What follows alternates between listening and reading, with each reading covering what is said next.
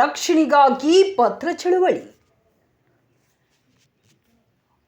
ಐತಿಹಾಸಿಕ ಕಾಲದ ಶಿಲಾಯುಗ ಸಾಂಸ್ಕೃತಿಕ ತುಣುಕಿನ ಭಾಗದಂತಿರುವ ರಕ್ಕಸ ಕಲ್ಲುಗಳು ಹೊಸಪೇಟೆ ಜಿಲ್ಲೆಯ ಕೂಡ್ಲಿಗಿ ತಾಲೂಕಿನ ವಲಸೆ ಮತ್ತು ಕುಮತಿ ಹಳ್ಳಿಗಳ ನಡುವೆ ಚಂದ್ರಶೇಖರ ಎನ್ನುವ ವ್ಯಕ್ತಿಯ ಹೊಲದಲ್ಲಿ 2 ರಕ್ಕಸ ಕಲ್ಲುಗಳು ಉಳಿದುಕೊಂಡಿವೆ. ಇನ್ನು ಕೆಲವೇ ದಿನಗಳಲ್ಲಿ ಬಿಟ್ಟಲ್ಲಿ ಇತಿಹಾಸದಿಂದ ಇವು ಕೂಡ ಮರೆಯಾಗುತ್ತವೆ. ಈ ದೇಶದ ಇತಿಹಾಸ ಮತ್ತು ಸಂಸ್ಕೃತಿ ಮುಂದಿನ ಜನಾಂಗಕ್ಕೆ ಅತ್ಯಗತ್ಯ. ಹಾಗಾಗಿ 2 ಕಲ್ಲುಗಳನ್ನು ಉಳಿಸಲು ಅಂಚೆ ಕೊಟ್ರೇಶ್ ಪತ್ರ ಚಳುವಳಿಯನ್ನ ಆರಂಭಿಸಿದ್ದಾರೆ. ರಾಜ್ಯದ ಮುಖ್ಯಮಂತ್ರಿಗಳಿಗೆ ಹಾಗೂ ಕರ್ನಾಟಕ ಪುರಾತತ್ವ ಇಲಾಖೆಯ ನಿರ್ದೇಶಕರಿಗೆ ಪತ್ರ ಬರೆದು 7-8 ಕಲ್ಲುಗಳು ಇರುವಂತಹ ಪ್ರದೇಶದಲ್ಲಿ ಈಗ ಬರೀ 2 ರಕ್ಕಸ ಕಲ್ಲುಗಳು ಮಾತ್ರ ಉಳಿದಿವೆ ಎಂದರೆ ಮನುಷ್ಯನ ಮೂಢನಂಬಿಕೆ ಮತ್ತು ಸ್ವಾರ್ಥದ ಹಿನ್ನೆಲೆಯಲ್ಲಿ ಧನ ಕನಕ ಸಿಗಬಹುದೆಂಬುವ ಆಸೆಯಲ್ಲಿ ಈ ರಕ್ಕಸ ಕಲ್ಲುಗಳನ್ನು ಹಾಳು ಮಾಡಿದ್ದಾರೆ. ರಾಜ್ಯ ಪುರಾತತ್ವ ಇಲಾಖೆ ಇದುವರೆಗೂ ಇದನ್ನ ಗಮನಿಸಿಲ್ಲ. ಸರಿಸುಮಾರು 15 ಅಡಿ ಎತ್ತರವಿರುವ ಈ ಕಲ್ಲುಗಳು ಅರ್ಧ ಅಡಿ ದಪ್ಪವಿರುವ ಮನುಷ್ಯನ ಆಕೃತಿಯ ಈ ಕಲ್ಲುಗಳು ಬಯಲು ಸೀಮೆಯಲ್ಲಿ ಈ ಪ್ರದೇಶದಲ್ಲಿ ಬಂದದ್ದಾದರೂ ಹೇಗೆ ಎನ್ನುವ ಕುತೂಹಲ ಹಲವರಿಗೆ ಇದೆ. ಇದಕ್ಕೊಂದು ಪುರಾತನ ಕಥೆಯೂ ಇದೆ.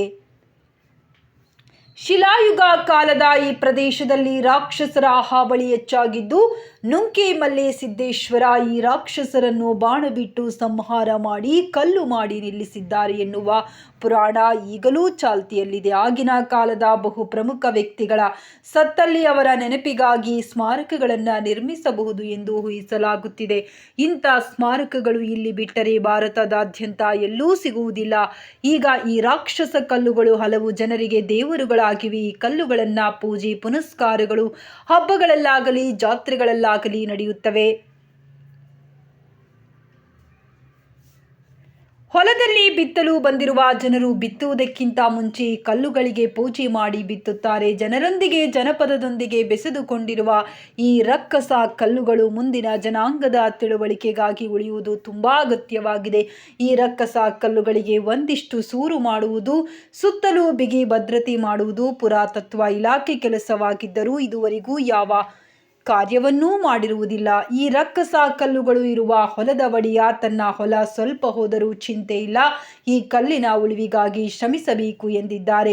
ಈ ರಕ್ಕಸ ಕಲ್ಲುಗಳ ರಕ್ಷಣೆ ನಮ್ಮ ಗುರಿ ಎಂದು ತಿಳಿದುಕೊಂಡಿರುವ ಅಂಚೆ ಕೊಟ್ರೇಶ್ ಅವರು ಸರ್ಕಾರಕ್ಕೆ ಪತ್ರದ ಮೂಲಕ ರಕ್ಷಣೆಗಾಗಿ ಭಿನ್ನವಿಸಿಕೊಂಡಿದ್ದಾರೆ. ಸರ್ಕಾರಕ್ಕೆ ಕೆಲಸ ಆಗದಿದ್ದಲ್ಲಿ ಸ್ಥಳೀಯರಿಗೆ ಅವಕಾಶ ಕೊಟ್ಟಲ್ಲಿ ಇದರ ರಕ್ಷಣೆಯ ಹೊಣೆಯನ್ನ ಹೊರುವ ಜವಾಬ್ದಾರಿಯನ್ನೂ ತೆಗೆದುಕೊಂಡಿದ್ದಾರೆ. ಇವು ರಕ್ಕಸ ಕಲ್ಲುಗಳು, ಸಾವಿರಾರು ವರ್ಷಗಳ ಪಳೆಯುಳಿಕೆಗಳು.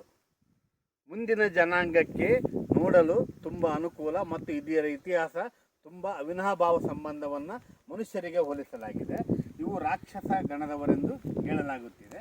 ಇವುಗಳ ಸಂರಕ್ಷಣೆಗೆ ಸರ್ಕಾರ ಮತ್ತು ಪ್ರಾಚ್ಯವಸ್ತು ಇಲಾಖೆಗಳು ಮುಂದಾಗಬೇಕು. ದಯವಿಟ್ಟು ಪ್ರಾಚ್ಯವಸ್ತು ಇಲಾಖೆ ಇದರ ಸಹಾಯಕ್ಕೆ ಬರಬೇಕೆಂದು ಕೇಳಿಕೊಳ್ಳುತ್ತೇನೆ ಮತ್ತು ಇದನ್ನು ಉಳಿಸಲು ತುಂಬ ಅನುಕೂಲವಾಗಿರತಕ್ಕಂಥ ಕೆಲಸವನ್ನು ಪ್ರಾಚ್ಯವಸ್ತು ಇಲಾಖೆ ಮತ್ತು ಸರ್ಕಾರವನ್ನು ಮಾಡಬೇಕೆಂದು ಅವರಲ್ಲಿ ವಿನಂತಿಸುತ್ತೇನೆ.